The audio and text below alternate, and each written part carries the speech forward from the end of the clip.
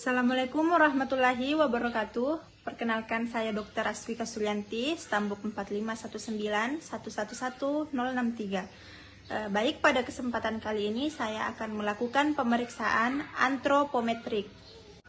Selamat pagi, Bu. Perkenalkan, saya Dr. Vika, saya yang bertugas pada pagi hari ini. Kalau boleh tahu, dengan Ibu siapa? Kia, Ibu Kia, usia 26 tahun, 26 tahun, alamat Karailu, pekerjaan ibu rumah tangga. ibu rumah tangga. Baik, Bu, ada yang bisa saya bantu? Saya melakukan pemeriksaan gizi. Pemeriksaan gizi. Baik, sebelum saya melakukan pemeriksaan, saya akan menjelaskan sedikit tentang pemeriksaan yang akan saya lakukan. Jadi, Bu, penilaian status gizi dengan antropometrik antara lain dengan penggunaan teknik indeks massa tubuh atau IMT.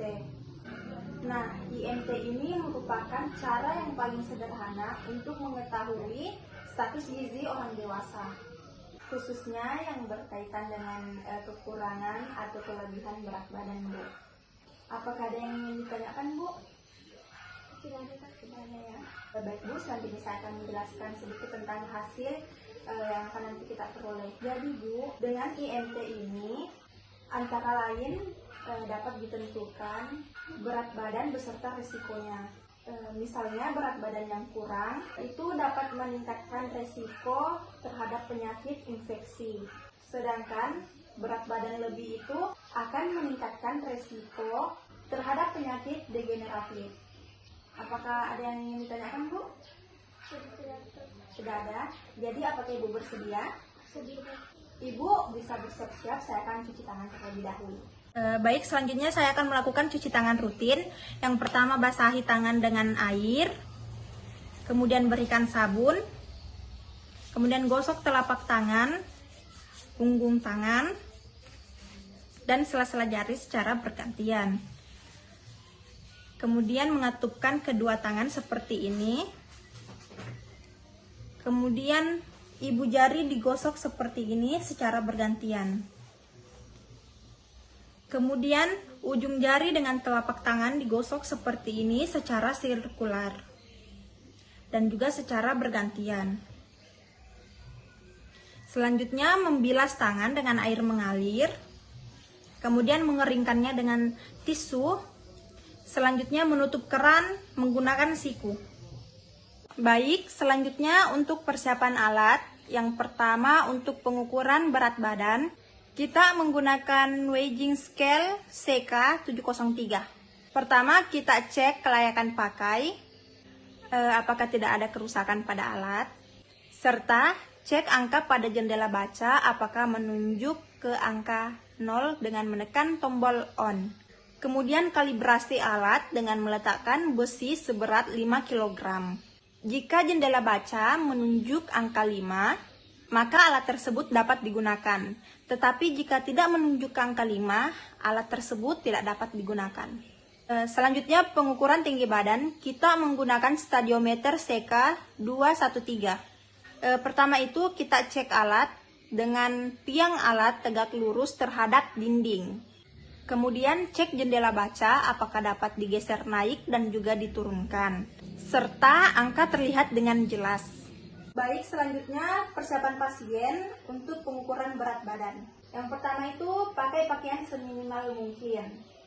Jaket, kain sarung itu dilepas, jika perlu mengganti baju dengan baju yang telah disediakan. Kemudian ibu juga harus membuka alas kaki, misalnya sepatu dan juga sandal. Kemudian ibu juga harus mengeluarkan benda-benda yang dapat mempengaruhi hasil pengukuran nanti, misalnya ikat pinggang, telepon, dan juga kunci. Dan juga, Bu, pengukuran ini dilakukan sebelum ibu mendapatkan makanan utama dan juga kandung kemih ibu dalam keadaan kosong. Selanjutnya persiapan pasien untuk pengukuran tinggi badan. Yang pertama, ibu harus memakai pakaian seminimal mungkin sehingga postur tubuh ibu dapat terlihat dengan jelas. Jaket atau kain sarung dilepas semua. Jika perlu, mengganti pakaian dengan pakaian yang telah disediakan untuk pengukuran. Kemudian ibu juga harus melepas alas kaki, misalnya sandal dan juga sepatu. serta juga aksesoris, misalnya jepit rambut, jilbab yang terlalu tebal itu diganti dengan jilbab yang tipis. Selanjutnya pelaksanaan untuk pengukuran berat badan. Pertama, nyalakan weighing scale CK703 dengan menekan tombol on. Itu terletak di bagian kiri atas. Maka akan muncul angka 0,00 pada jendela baca. Kemudian minta pasien naik ke atas alat ukur tanpa dibantu oleh siapapun. Silakan naik, Bu. Ibu berdiri menghadap lurus ke depan. Kemudian Ibu berdiri tegak dan juga rileks. Kemudian kita baca angka yang muncul pada jendela baca. Kemudian catat angka tersebut pada lembar pemeriksaan status gizi pasien orang dewasa. Untuk berat badan dengan ketelitian 0,1 kg.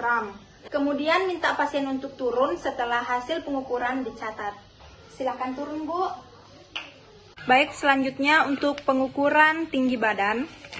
Pertama, minta pasien berdiri tegak dengan tangan tergantung bebas di depan tubuh, di depan tiang pengukur. Kemudian minta pasien memandang lurus ke depan sehingga membentuk garis imajinasi dari bagian inferior orbita horizontal terhadap meatus acousticus externa bagian dalam.